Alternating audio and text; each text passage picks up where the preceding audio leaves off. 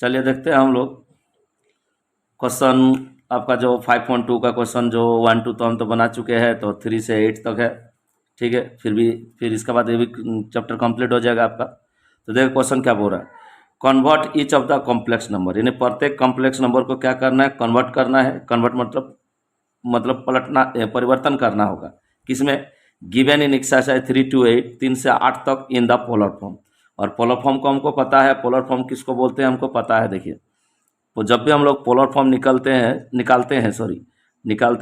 जब भी हम लोग पोलर फॉर्म निकालेंगे तो polar form is equal to क्या होता है आपका, r into cos theta plus i into sine theta. यानी यहाँ करना क्या होगा, आर का वैल्यू निकालना है, जिसको हम लोग मॉडुलस बोल के हम लोग निकाल रहे थे।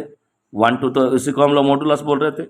और दूसरा जो आपका थीटा है, यदि थीटा का वैल्यू निकालने के लिए हम लोग क्या करते थे, आर्गुमेंट लेते थे। ठीक है, यानी 1 और 2 जहाँ तक किए हैं वहाँ तक करना है, उसके बाद ही जाके आपका पोलर फॉर्म हम बना सकते हैं। ठीक है, तो चलिए देखते हैं क्वेश्चन तीसरा वाला क्या है। देखिए दिया क्या है, 1 - 3i है।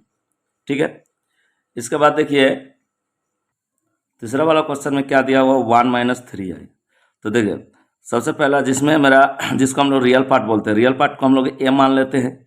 ए इज इक्वल टू 1 दिया हुआ है और बी इज इक्वल टू -1 बोलेंगे, क्योंकि आई के साथ जो आई है उसके साथ कुछ नहीं, मतलब 1 है, तो माइनस है तो -1 ले लिए। इसके बाद हम लोग क्या करते हैं, मॉडुलस निकालते हैं। देखिए पोलर फॉर्म के लिए आर का वैल्यू निकालना जरूरी है, यानी मॉडुलस निकालने की क्या करते हैं हम लोग, लिख लेते हैं मॉडुलस।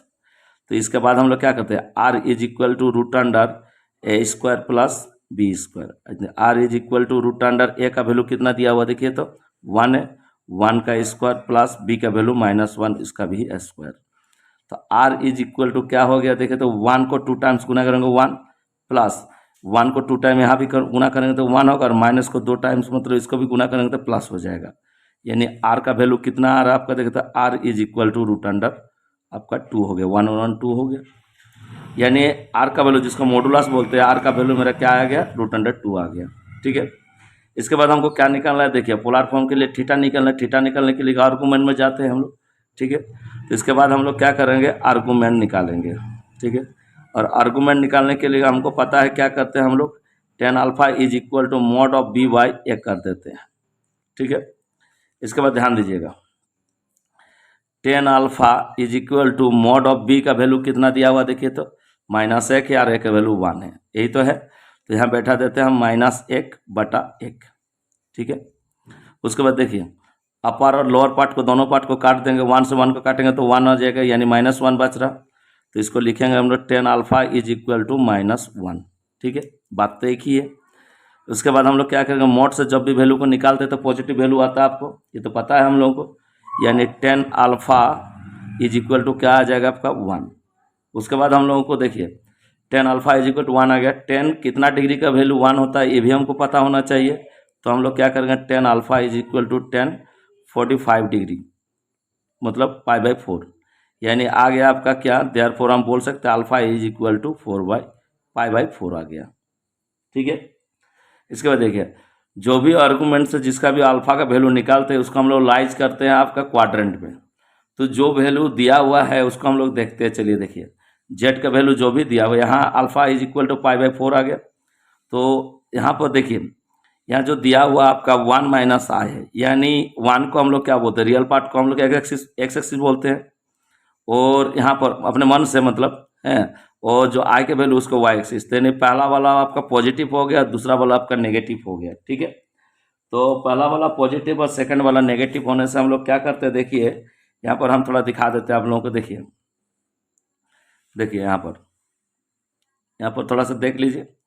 देखिए पहला क्वाड्रेंट में आपका क्या होता है, दोनों पॉजिटिव होता है। ठीक है, सेकंड क्वाड्रेंट में आपका नेगेटिव पॉजिटिव होता है, और थर्ड क्वाड्रेंट में आपका तीनों क्या होता है, दोनों नेगेटिव होता है, फोर्थ क्वाड्रेंट में आपका पॉजिटिव नेगेटिव होता है। तो यहाँ वैल्यू क्या दिया हुआ है मेरा, देखिए तो यहाँ वैल्यू पहला वाला एक्स मतलब 1 है, यानी पॉजिटिव है, और सेकंड वाला -i है, यानी पहला वाला का हम लोग जो रियल पार्ट है होता है, इसको हम लोग एक्स एक्सिस बोलते हैं। ठीक है, और सेकंड वाला जिसमें इमेजिनरी पार्ट है उसको वाई एक्सिस, यानी एक्स और वाई। तो एक्स का वैल्यू आपका प्लस है और वाई का वैल्यू आपका क्या है, माइनस, यानी प्लस माइनस आ गया। और प्लस माइनस आपका कौन सा क्वाड्रेंट में होता है, देखिए तो प्लस माइनस आपका कौन सा, चौथा वाला क्वाड्रेंट में होता है। ठीक है, और चौथा वाला में अगर हमारा जेड लाइज कर रहा तो theta is equal to minus क्या होता है, पाई होता है। ठीक है, इसी को हम लोग नीचे, इसी के बदले हम लोग लिखेंगे नीचे, क्या लिखेंगे कि जो अल्फ़ा इज इक्वल टू निकाल लिए हम, अल्फ़ा का वैल्यू जो भी निकाले हम लोग, क्या निकाले हैं यहाँ पर, पाई/4 निकाले हैं। देखिए यही तो है पाई/4। ठीक है, तो इसको हम लोग लाइज करेंगे क्वाड्रेंट में।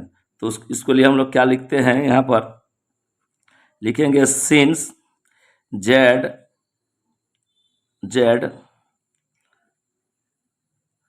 Lies on fourth quadrant. ठीक है, जब फोर्थ क्वाड्रेंट में हम लोग लाइज कर रहे हैं तो सो हम लोग लिखेंगे theta is equal to minus alpha, यही तो होता है मेरा फोर्थ क्वाड्रेंट में। तो देखिए theta is equal to minus और अल्फा का वैल्यू क्या निकाल लिए हम लोग, पाई/4, तो इसको लिख देते हैं पाई/4। ठीक है, अभी पोलर फॉर्म के लिए मेरा दोनों वैल्यू आ गया। पोलर फॉर्म के लिए क्या चाहिए था मेरे को, देखिए पोलर फॉर्म के लिए हमको क्या क्या चाहिए था। पोलर फॉर्म के लिए सबसे पहले मेरा का आर का वैल्यू चाहिए था, देखिए यहाँ पर। दूसरा क्या था आपका, थीटा का वैल्यू चाहिए था। तो आर का वैल्यू तो √2 निकल लिया हम, देखिए यहाँ पर √2 आ गया। और थीटा का वैल्यू अभी हम निकाले क्या, -पाई/4 आ गया। तो यहाँ हम पुट कर देंगे दोनों थीटा की जगह। तो यहाँ लिखेंगे क्या हम लोग, polar form is equal to, देखिए ध्यान दीजिएगा थोड़ा सा, पोलर फॉर्म निकालने बोल रहे तो लिखेंगे therefore polar form is equal to, क्या लिखते हैं हम लोग, r cos theta plus i sine theta. ठीक है, तो आर का वैल्यू हमको पता है √2 हो गया है। फिर कॉस थीटा के बदले लिखेंगे हम लोग -पाई/4 प्लस आई, और साइन यहाँ भी लिखेंगे हम लोग -पाई/4। ये हो गया मेरा पोलर फॉर्म।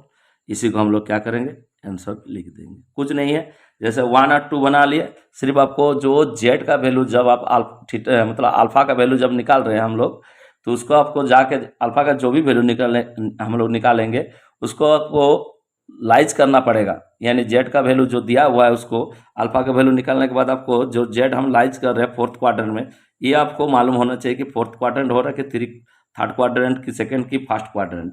तो उसका वैल्यू से ही पता चल जाएगा आपको कि जेड का वैल्यू आपको, जो जब भी जेड का वैल्यू हम लोग देखेंगे, ठीक है, तो जैसे 1 - आई है तो यहाँ जेड इज इक्वल टू लिखा नहीं है, लेकिन हम लोग बोलेंगे कि ये कॉम्प्लेक्स नंबर में दिया हुआ है, मतलब जेड का वैल्यू है। ठीक है, तो पहला वैल्यू जो है आपका 1, ये पॉजिटिव है, और सेकंड वैल्यू जिसमें आई जुड़ा हुआ है इसमें नेगेटिव है। और पहला वाला में क्या होता है आपका, जो रियल पार्ट होता है उसको हम लोग एक्स मान लेते हैं, जो इमेजिनरी पार्ट होता है उसको वाई मान लेते हैं। इसी के हिसाब से हमको मतलब क्वाड्रेंट ढूंढ के करना है। ठीक है, इसके बाद देखिए, चलिए देखेंगे हम लोग क्वेश्चन जो इसके बाद जो भी आ रहा है आपका, जो फोर्थ वाला क्वेश्चन आ रहा उसको हम लोग देखेंगे। ठीक है, चलिए नेक्स्ट हम देखते हैं।